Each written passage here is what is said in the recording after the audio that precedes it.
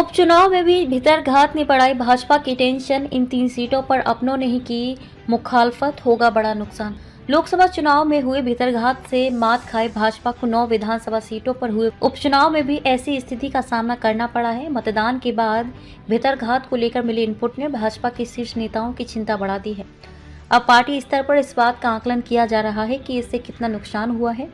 भीतरघातियों को चिन्हित भी किया गया है। कुंदरकी, कटेहरी और फूलपुर में भीतरघात की सबसे ज्यादा शिकायतें मिली हैं। हालांकि भाजपा को बेहतर परिणाम की उम्मीद है। दरअसल सभी सीटों पर टिकट को लेकर कई पूर्व सांसदों, विधायकों व पुराने कार्यकर्ताओं ने दावा किया था, लेकिन पार्टी ने टिकट देने में जल्दबाजी न करते हुए सीटवार जातिगत समीकरणों को ध्यान में रखकर प्रत्याशियों की घोषणा की थी।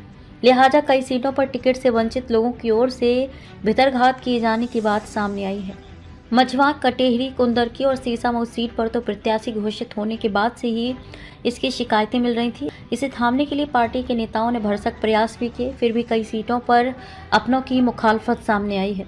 सूत्रों का कहना है कि सबसे अधिक शिकायतें कटेहरी और कुंदरकी सीट पर सामने आई हैं। मझवा में पार्टी के अलावा भाजपा के सहयोगी दल के कार्यकर्ताओं की ओर से भी खेल बिगाड़ने की कोशिश के इनपुट मिले हैं। हालांकि सहयोगी दलों के बड़े नेता लगातार इन सीटों पर प्रचार कर एनडीए प्रत्याशियों को जिताने की अपील करते रहे। इसके बावजूद स्थानीय स्तर पर कार्यकर्ताओं ने भीतरघात किया।